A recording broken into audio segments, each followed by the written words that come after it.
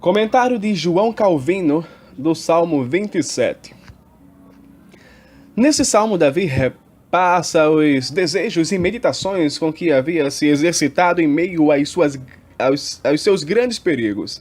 As ações de graças que mistura com os mesmos revelam que o salmo foi composto após seu livramento. É também provável que ele esteja a repetir imediatamente as orações que estiveram bailando em sua mente durante suas diferentes meditações. Daí se deve ver aqui com que invencível fortaleza de alma, o santo homem era dotado de modo que pôde vencer os mais graves assaltos de seus inimigos. Sua maravilhosa piedade se sobressai no fato de que não desejava viver com nenhum outro propósito senão o de servir a Deus, nem poderia de ele retroceder-se deste propósito impulsionado por alguma ansiedade ou dificuldade. Versos de 1 a 3. Jeová é minha luz e minha salvação, a quem temerei? Jeová é a força de minha vida, de quem me recearei? De quem terei medo? Quando os perversos caíram sobre mim para comerem minha carne, quando meus opressores e meus inimigos caíram sobre mim, tropeçaram e caíram, ainda que exércitos se acampem contra mim, meu coração não temerá. Ainda que a guerra se levante contra mim, estarei confiante. Jeová é minha luz. Este início pode ser entendido no sentido em que Davi, havendo já experimentado a misericórdia divina, publica um testemunho de sua gratidão. Eu, porém, me inclino para outro significado, a saber que ele, percebendo o conflito que travara com as mais cruciais tentações, se fortifica de antemão e, por assim dizer, reúne recursos para a confiança, pois é necessário que os santos energicamente lutem consigo mesmo para repelir e vencer as dúvidas que a carne com tanta propensão nutre, a fim de que alegre e desembaraçadamente se dediquem à oração. Davi, consequentemente, havendo sido agitado por várias tempestades, finalmente se recobra e grita triunfantemente sobre as angústias que o haviam acossado, regozijando-se no fato de que, sempre que Deus manifesta sua misericórdia e favor, não há nada que temer. Isso é também sugerido pelo acúmulo de termos que ele emprega quando chama a Deus não só minha luz, mas também minha salvação e a rocha ou força de minha vida. Seu objetivo era usar um tríplice escudo, por assim dizer, contra seus vários temores, como sendo suficiente para repelir os golpes. O termo luz, como é bem notório, é usado na escritura para denotar alegria ou perfeição da felicidade. Além do mais, para explicar seu significado, ele aduz que Deus era a sua salvação e a força de sua vida. Quando foi por seu socorro, ele se sentia em segurança e livre dos terrores da morte. Certamente descobrimos que todos os nossos temores são oriundos dessa fonte, a saber que nos sentimos demasiadamente ansiosos por nossa vida quando não reconhecemos que Deus é seu preservador. Não nos é possível termos tranquilidade, pois enquanto não nos persuadirmos de que nossa vida é suficientemente guardada, porquanto ela é protegida pelo infinito poder de Deus, a interrogação também demonstra o quanto Davi apreciava a proteção divina, quando ele assim ousadamente exulta contra todos os seus inimigos e perigos. Nem intrepidamente prestamos a devida homenagem a Deus, a menos que, confiando em seu auxílio prometido, ousemos gloriar-nos na infalibilidade de nossa segurança. Pensando, por assim dizer, em sequência, todo o poder da terra e do infinito, Davi considera tudo mais leve do que a pluma e considera exclusivamente a Deus como sendo o mais excelente de todos. Aprendamos, pois, a dar ao poder de Deus para nos proteger um valor tal que o mesmo ponha em fuga todos os nossos temores. Não que a mente dos fiéis esteja, por razões de enfermidade da carne, em todo o tempo, inteiramente isenta de temor, mas recobrando imediatamente a coragem, que nós, do alto da torre de nossa confiança, visualizemos todos os nossos perigos com desdém. Os que jamais provaram a graça de Deus tremem porque se recusam a confiar nele e imaginam que ele está sempre ofendido com eles, ou pelo menos se mantém longe deles. Mas com as promessas de Deus diante de nossos olhos e a graça que elas nos oferecem, nossa incredulidade o ofenderá gravemente caso não recobremos ânimo, colocando-o ousadamente contra todos os nossos inimigos.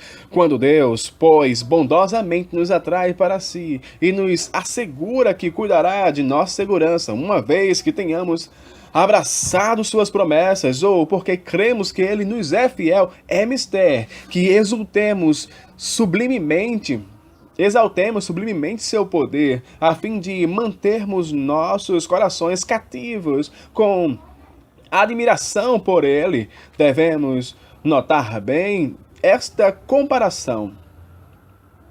O que são para Deus todas as criaturas?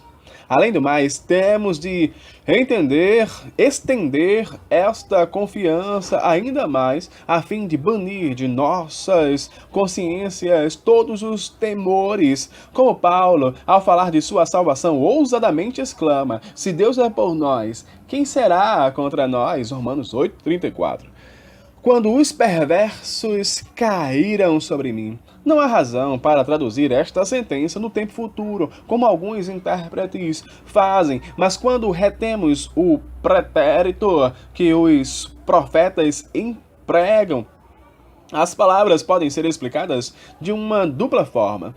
O significado é, ou que Davi celebra a vitória que havia alcançado pela bênção divina, ou que há uma referência à maneira na qual ele se havia predisposto a esperar o melhor, mesmo em meio às suas tentações, ou seja, ao meditar nos antigos favores de Deus.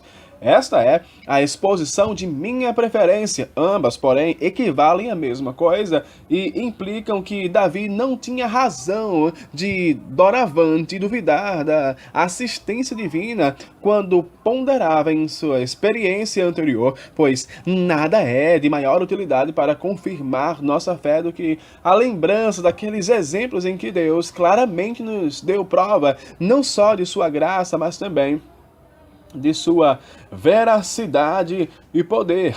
Portanto, conecto este versículo com o seguinte. No primeiro, Davi relembra os triunfos que, com o auxílio divino, já havia obtido. E daqui conclui que, por maiores que fossem as hostes que o cercavam, ou quais fossem os malefícios que seus inimigos inventassem contra ele, destemidamente se manteria contra eles. O termo hebraico karab significa introduzir, mas aqui indica a interrupção que os inimigos de Davi fizeram contra ele quando o assaltaram. Alguns o traduzem por fugir, tradução essa, porém, artificial. Para testificar sua inocência, ele os chama de perversos ou insubordinados. E ao dizer que caíram sobre mim para comerem minha carne, ele expressa sua selvagem crueldade. Ainda que exércitos se acampem, ele Infere de sua experiência anterior, como já mencionei, que qualquer que seja a adversidade que lhe sobrevenha, ele deve esperar o bem e não nutrir nenhum receio acerca da proteção divina, a qual lhe fora tão eficazmente concedida em sua necessidade anterior. De fato, ele havia asseverado isso no primeiro versículo, mas agora, para uma prova mais convincente, ele o reitera sob as ideias de acampamentos e exércitos. Ele inclui tudo quanto de mais formidável há no mundo, como se quisesse dizer: ainda que todos os homens conspirem para minha destruição, não levarei em conta sua violência, porquanto o poder de Deus, o qual sei estar do meu lado, está muito acima do poder deles. Mas quando declara: meu coração não temerá, não significa que ele se achava inteiramente isento de temor, pois tal coisa mereceria muito mais ser qualificada de insensibilidade do que de virtude, mas para que seu coração não desmaiasse sob os terrores que iria encontrar, ele se intermedia com o escudo da fé. Há quem prefira a palavra que se traduz nesta para o próximo versículo, significando que ele estava confiante de permanecer na casa de Deus, mas sou de opinião que ela pertence antes à doutrina precedente. Porque então a fé produz seu fruto na devida estação, quando permanecemos firmes e destemidos em meio aos perigos. Davi, pois, notifica que quando a provação vier, sua fé se provará invencível, porquanto ela se apoia no poder de Deus.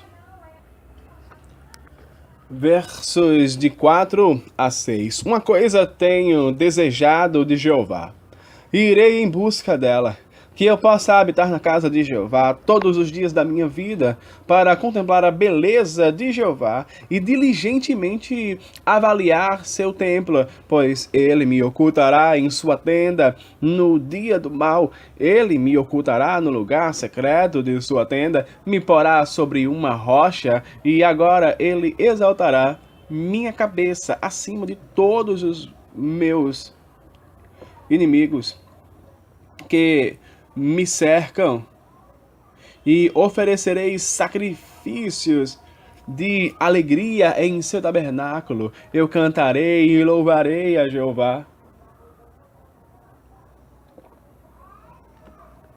Uma coisa tenho desejado de Jeová. Há quem considere isto como uma profecia referente à perpetuidade do reino de Davi, da qual não só sua própria felicidade pessoal dependia, mas também a felicidade de todo o seu povo. Como se quisesse dizer: estou tão satisfeito com essa prova singular do favor divino que não consigo pensar em nada mais. Noite e dia. Em minha opinião, contudo, parece uma interpretação mais simples considerar as palavras nesse sentido, ainda que Davi se visse banido de seu país,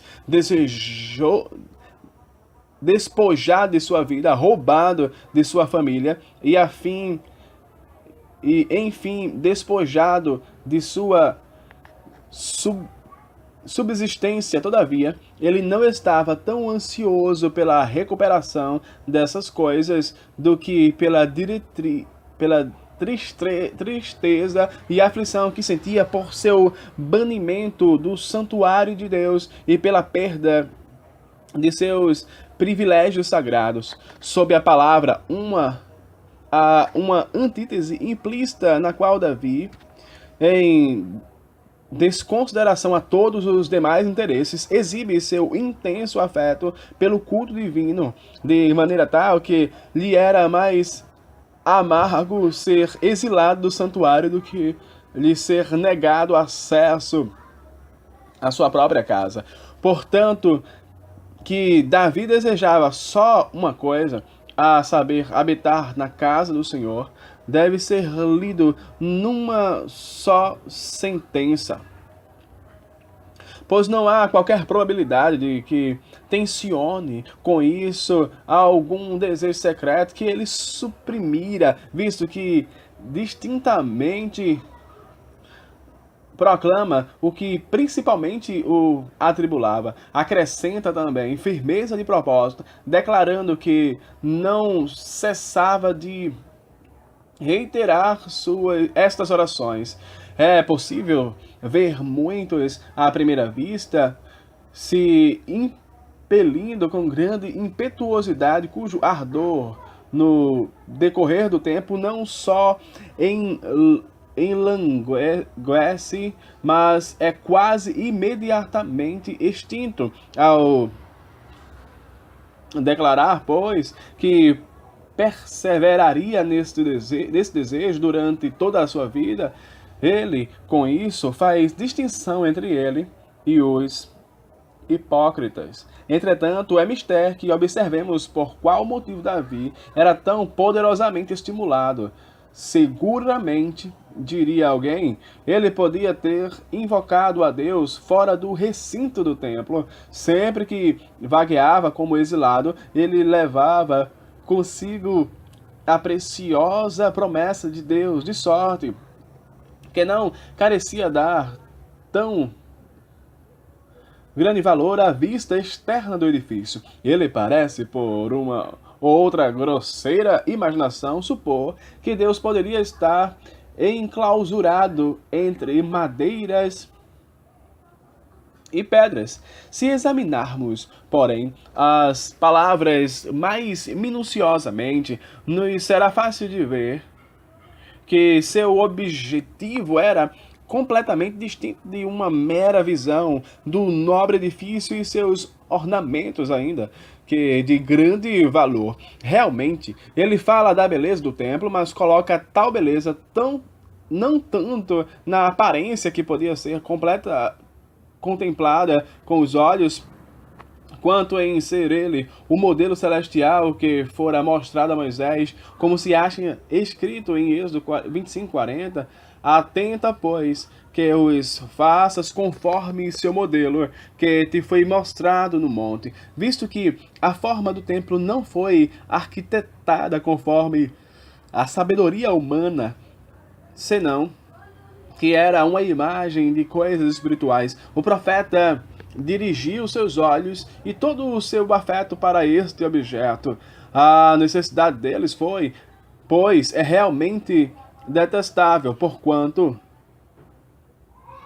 deturparam esse lugar em prol de quadros e imagens que, em vez de merecerem ser contados entre os ornamentos do templo, são antes como excremento e lixo,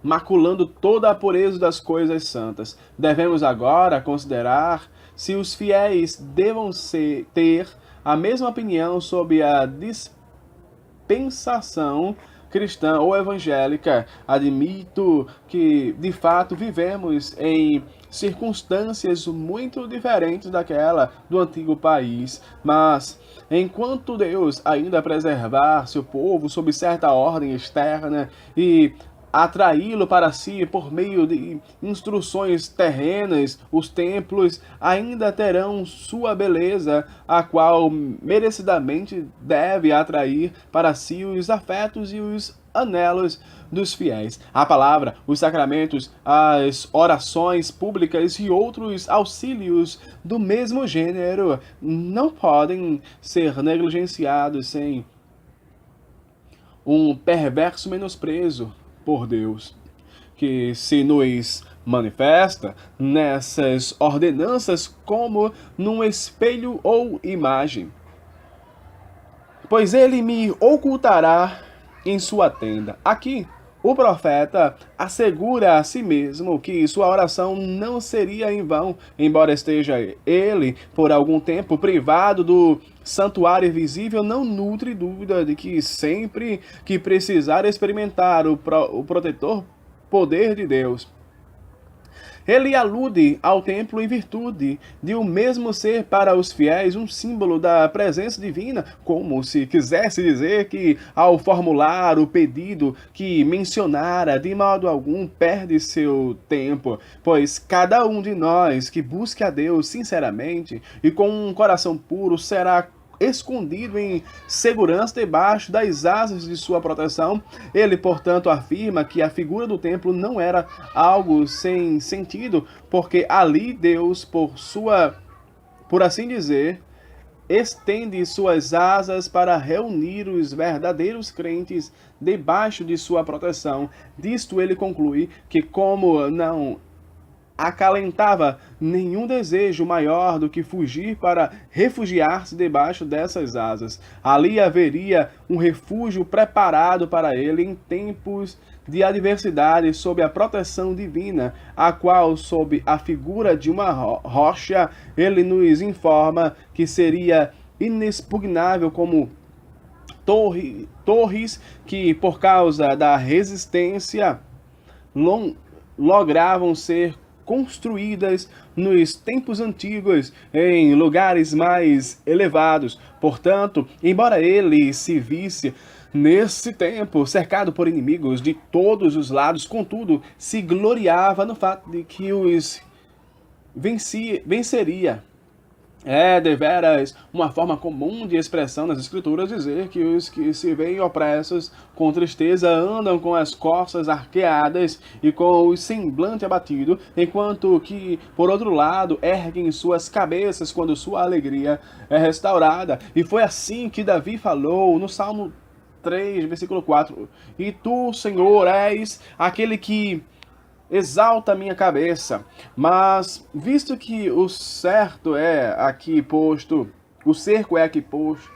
em oposição a este pensamento, sua intenção era que nesse refúgio divino ele seria como que guardado em lugar alto, de sorte que pudesse destemidamente desdenhar dos dardos de seus inimigos, que de outra forma o trespassariam.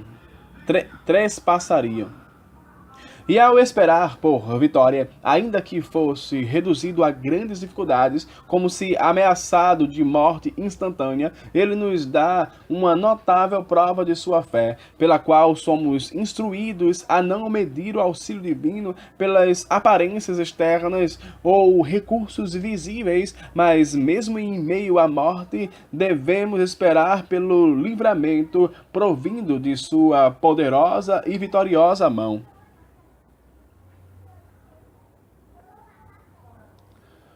Oferecerei em seu tabernáculo sacrifícios de louvor, sacrifícios de triunfo. Ao fazer um voto solene de ações de graças, após ter sido libertado dos perigos, ele se confirma uma vez mais na esperança de livramento. Os fiéis sob a lei, nós sabemos, costumavam, por meio de um rito solene, pagar seus votos quando tivessem experimentado alguma bênção extraordinária provinda de Deus. Aqui, portanto, Davi ainda, que banido e proibido de aproximar-se do templo, se gloria de que uma vez mais iria ao altar de Deus e ofereceria um sacrifício de louvor. Parece, contudo, que ele tacitamente põe os cânticos e os júbilos santos, nos quais promete dar graças a Deus, em oposição aos triunfos profanos do mundo. Versos 7, de 7 a 9. Ouve, ó Jeová, a minha voz, com que clamo a ti. Tem misericórdia de mim e responde-me. Meu coração disse a ti, buscai minha face. Portanto, tua face, ó Jeová, eu buscarei. Não ocultes de mim tua face. Em tua ira, não lances fora o teu servo. Tu tens sido minha força. Não me deixes, nem me esqueças completamente, ó Deus, de minha salvação. Ouve, ó Jeová, minha voz. O salmista retorna uma vez mais à oração e ao agir assim, ele declara que tipo de armadura lhe fora oferecido para bloquear suas tentações. Pelo termo clamo, ele expressa sua veemência, como eu disse em outra parte, para que pudesse com isso mover a Deus a socorrê-lo depressa. Com o mesmo propósito também ele, um pouco depois, menciona sua miséria, pois quanto mais os fiéis são oprimidos, mais sua necessidade pessoal induz a Deus a estender-lhes seu favor. Meu coração disse a ti.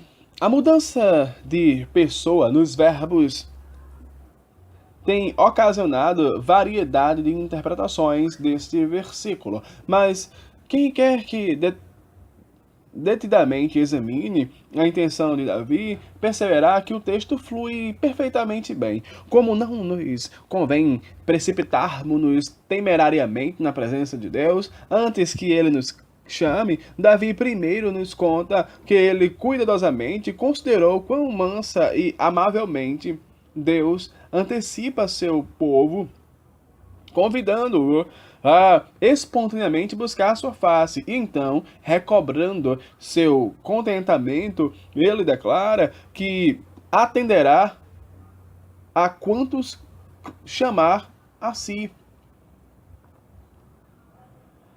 O sentido do termo hebraico leka é um tanto ambíguo.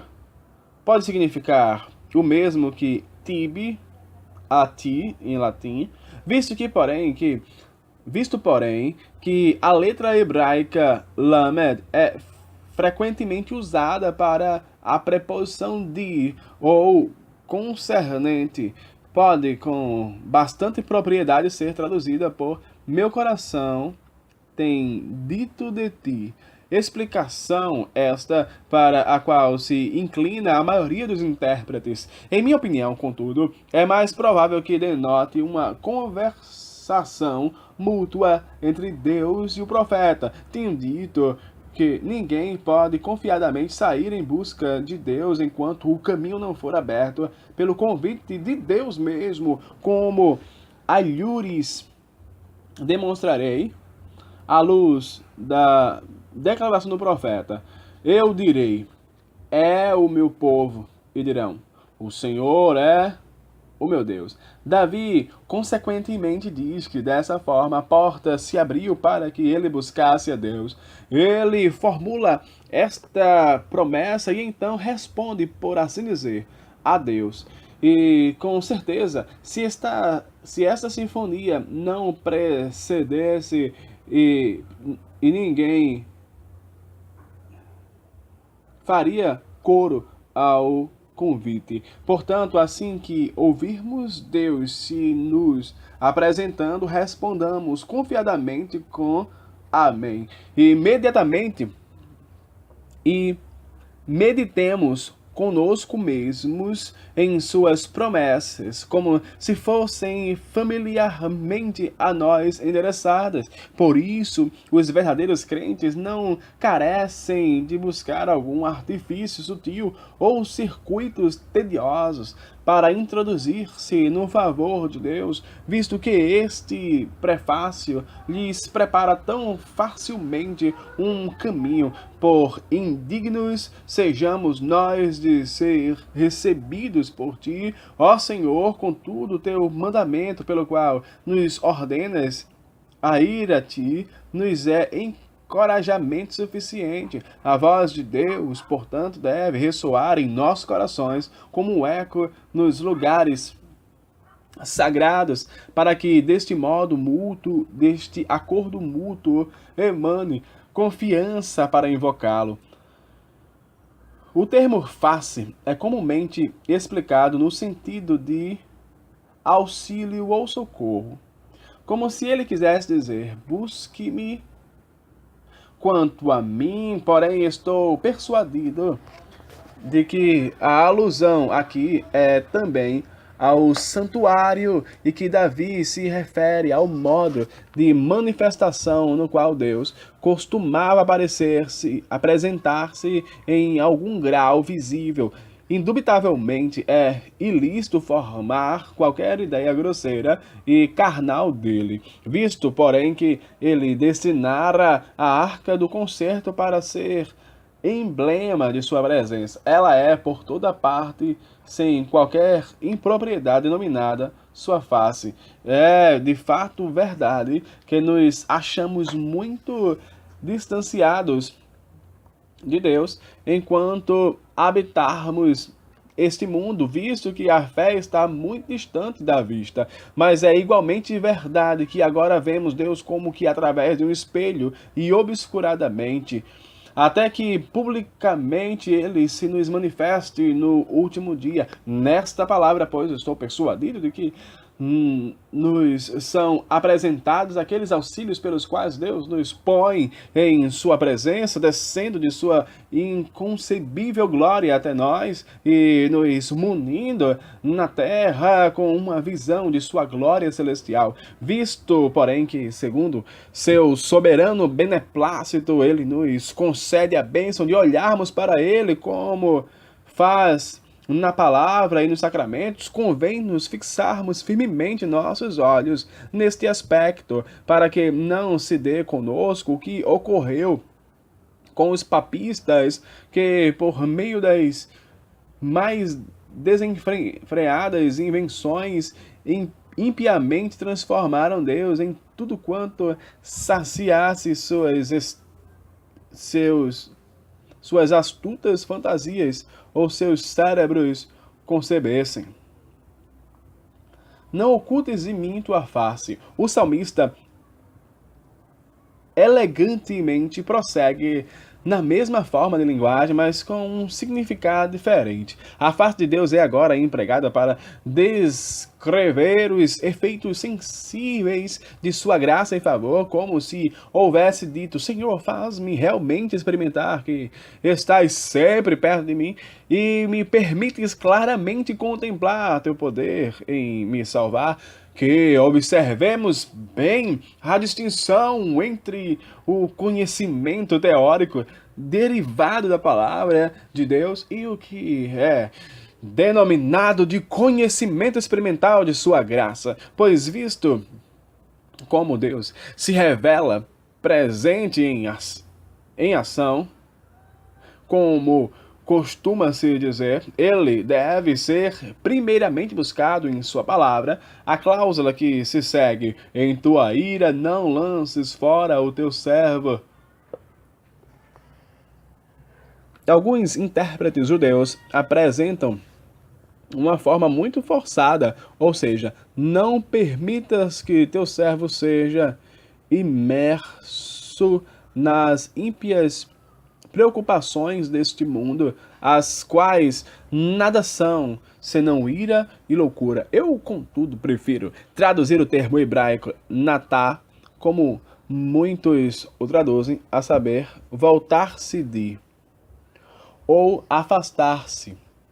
Seu significado é mais provável interpretado assim: não deixes teu servo inclinar-se para a ira. Quando uma pessoa é completamente abandonada por Deus, ela não pode fazer nada além de ser agitada em seu íntimo por pensamentos murmurantes e rompendo-se em manifestações de desprazer e ira. Se alguém porventura concluir que Davi agora antecipa esta tentação, não objeto, pois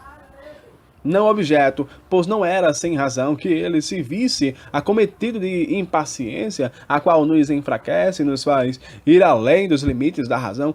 Quanto a mim, porém, sigo a primeira explicação, confirmada pelas duas palavras que se seguem, e assim o termo ira introduz uma tácita confissão de pecado, porque, embora Davi reconheça que Deus poderia, com razão, deixá-lo cair, ele deplora sua ira. Além do mais, ao recordar dos primeiros favores de Deus, ele se anima na esperança de receber mais, e com este argumento convence a Deus a continuar com seu auxílio e não nos deixar sua obra incompleta e não deixar sua obra incompleta. Versos de 10 a 12.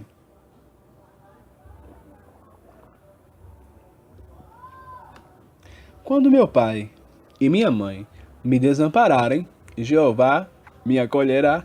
Ensina-me teu caminho, ó Jeová, e guia-me na vereda reta por causa de meus adversários.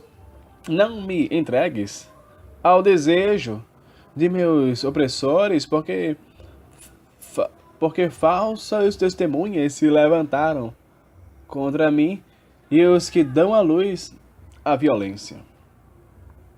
Quando meu pai e minha mãe me desampararem, como transparece da sacra história de Jessé, até onde sua oportunidade admitiu, efetuou seu dever em relação ao seu filho Davi.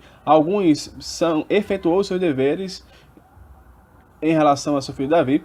Alguns são de opinião que os nobres e conselheiros são aqui mencionados em termos alegóricos, mas isso não se adequa bem, nem é com razão plausível que insistem nesta fraca interpretação. Davi não está a queixar-se de haver sido de forma desnaturada traído por seu pai ou por sua mãe, senão que com tal comparação ele magnifica a graça de Deus, declarando que ele sempre esteve disposto a ajudá-lo, ainda que viesse a ser esquecido de todos os homens. A partícula hebraica que, na maioria das vezes, significa porque, mas sabe-se também que às vezes é empregada como advérbio de tempo. Quando Davi, pois, pretendia informar que toda benevolência, amor, zelo, atenção ou serviço encontrasse da parte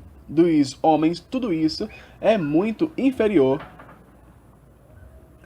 à misericórdia paternal com que Deus abraça seu povo. O mais elevado grau de amor entre os homens, deve-se dizer com razão, é encontrado nos pais que amam a seus filhos como suas próprias entranhas. Deus, porém, nos leva a um ponto mais alto, declarando pelos lábios do profeta Isaías que, ainda que uma mãe vier a esquecer o filho de seu ventre, ele jamais nos esqueceria. É nesse grau que Deus o coloca, de modo que aquele que é a fonte de toda benevolência excede infinitamente a todos os mortais, que são por natureza malevolentes e mesquinhos. Entretanto, é uma forma imperfeita de se expressar, como aqui encontramos em Isaías 63:16, mas tu és nosso rei, ainda que Abraão não nos conhece e Israel não nos reconhece. Eis o suporte de tudo isso. Por mais inclinados por natureza,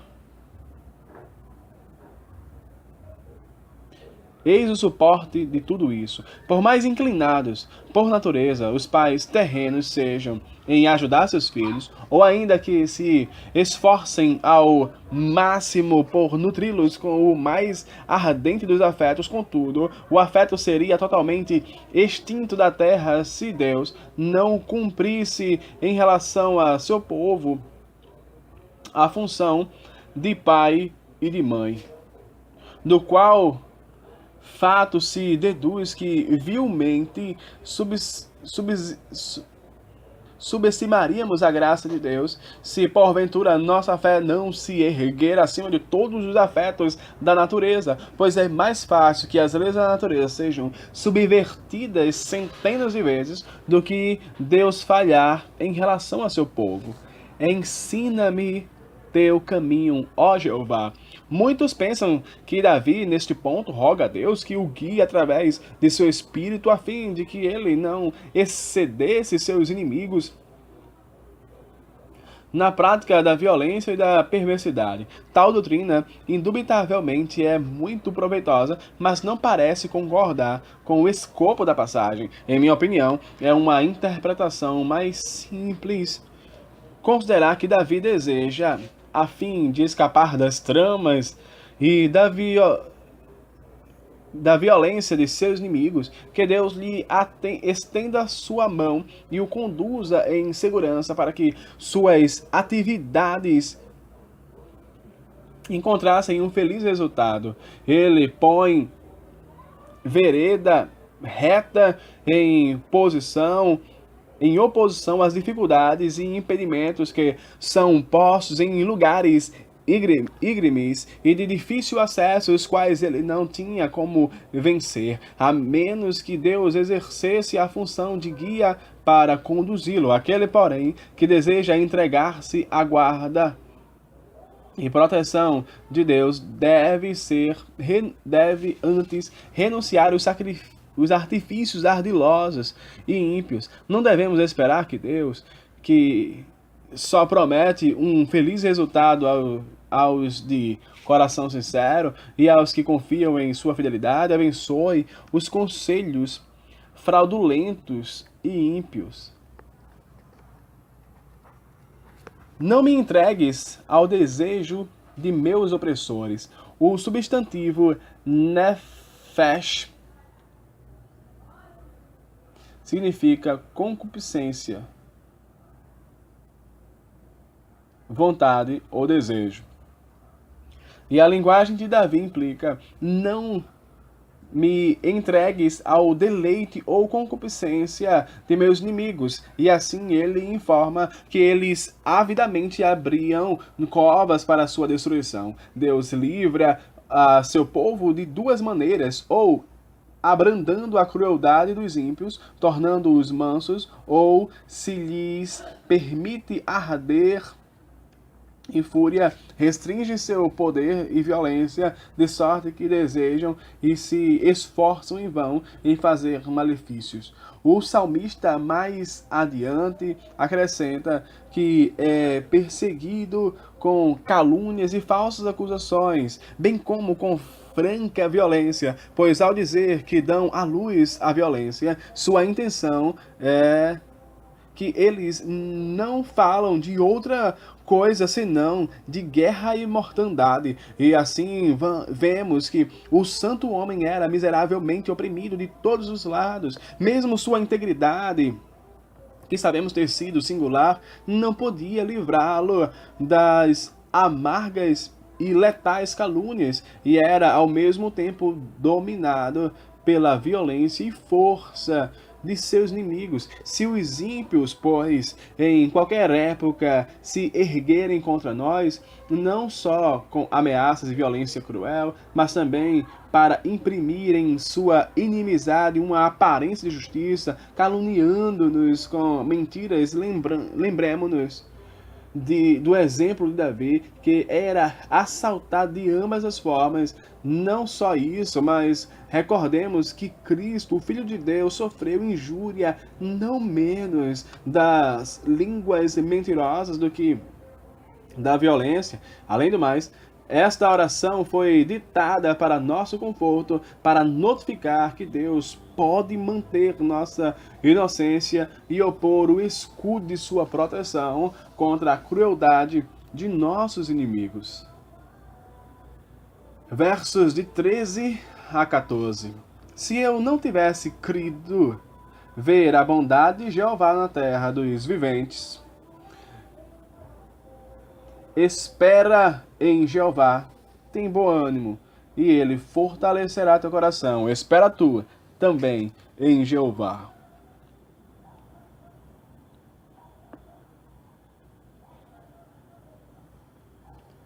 É geralmente aceito entre os intérpretes que esta sentença é incompleta. Alguns, contudo, são de opinião que a partícula hebraica luli, é usada com o propósito de informação, como se fosse uma espécie de juramento. Os hebreus tinham o costume de juntar de forma elíptica de jurar de forma elíptica, pois interrompendo-se no meio do discurso e deixando incompleto, deixavam em branco uma imperação, ou seja, para que Deus os punisse em caso de cometerem perjúrio, mas um número maior apresenta uma interpretação diferente, ou seja, que Davi informa que ele era sustentado somente pela fé. O contrário teria aparecido centenas de vezes. O significado que deduzem consequentemente é: não tivera eu confiado na promessa de Deus e com toda certeza me assegurado de que seria conservado em segurança e não tivera prosseguido firme nessa persuasão, teria perecido completamente. Não haveria nenhum outro remédio. Alguns entendem por na terra dos viventes a herança celestial. Esta interpretação, porém, é forçada e destoa do estilo usual da escritura. Quando Ezequias lamenta em seu cântico registrado em Isaías 38:11, de que perder a esperança de ver Deus na terra dos viventes, sua intenção, sem a menor sombra de dúvida, é esta vida, como imediatamente adiciona: jamais verei o homem com os moradores do mundo. Uma forma singular de expressão ocorre também em outro lugar, Jeremias 11:19. Davi, pois, cria que ele ainda desfrutaria da bondade de Deus neste mundo, ainda que no momento se achasse privado de toda a experiência do favor divino e não conseguia divisar nem sequer uma fagulha de luz das trevas da morte, pois ele promete a si mesmo uma pré-libação do favor divino, e com essa persuasão sua vida é sustentada, embora, segundo o critério da razão carnal, a mesma estivesse em convalência de perdas no passado. Deve observar-se, contudo, que Davi não ousa ir além da promessa divina. É verdade que a piedade é em tudo proveitosa, tendo a promessa da vida que agora é e da que há de vir. Jamais, porém, ousaria nutrir tal persuasão, não fora ele informado por revelação especial e assegurado mediante a promessa de um sucessor que se assentaria sempre em seu trono. Portanto, ele foi legitimamente persuadido de que não morreria até que esta promessa se cumprisse. Para que ninguém, pois, através de uma equivocada imitação de seu exemplo, não traspasse as fronteiras da fé, é necessário entender o que peculiarmente lhe pertencia. Em nós não pertence. Entretanto, em geral, todos nós devemos esperar que, mesmo que Deus não nos espere abertamente algum livramento, não nos opere abertamente algum livramento ou não nos revele seu favor de uma maneira visível, não obstante, nos será sempre misericordioso ainda na presente vida. Espera em Jeová. É lícito questionar Davi, havendo nos versículos precedentes falado de si mesmo. Aqui dirige seu discurso a outros e os exorta, por meio de seu próprio exemplo, a paciência fortalecedora e perseverante, como faz na conclusão do Salmo 31, verso 19. Onde, depois de falar particularmente acerca de si mesmo, se dirige a todos os santos. Mas, visto que ele aqui fala no singular,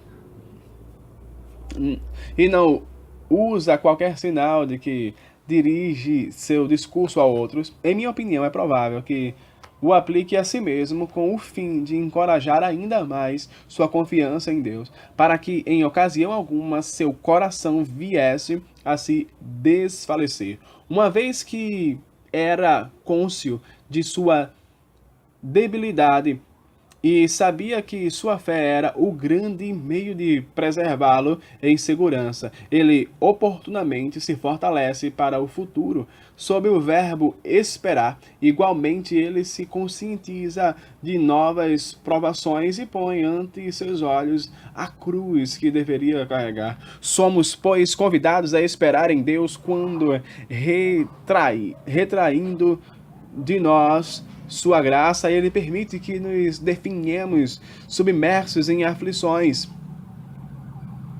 Davi, pois, havendo enfrentado conflitos, se prepara para enfrentar outros pela frente, visto, porém, que nada é mais difícil do que dar a Deus a honra de depositarmos nele nossa confiança quando ele se oculta de nós ou retarda sua assistência. Davi se anima a recarregar suas energias, como se quisesse dizer: se porventura o medo te vencer, se porventura a tentação abalar tua fé, se porventura as emoções carnais fervilharem tuas veias, não te desfaleças. Ao contrário, empenha-te por erguer-te acima delas através de uma invencível resolução mental. Disto podemos aprender que os filhos de Deus triunfam não pela obstinação, mas pela paciência, quando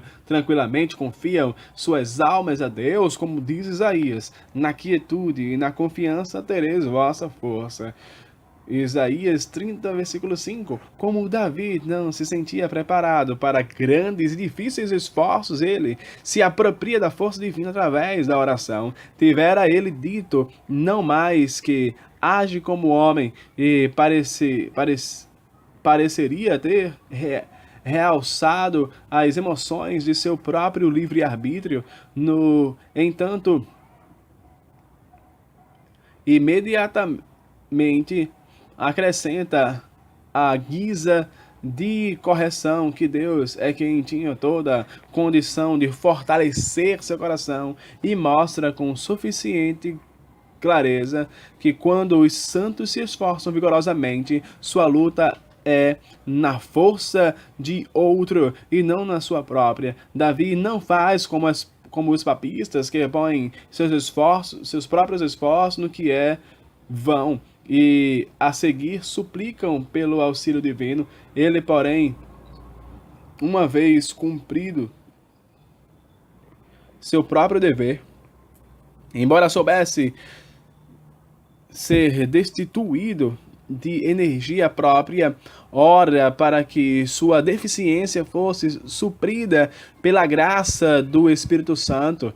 E como ele sabia que a guerra deverá continuar ao longo de toda sua vida e que novos conflitos surgiriam diariamente e que as dificuldades dos santos são a miúde proteladas por um longo período, ele novamente reitera o que havia dito sobre esperar em Deus.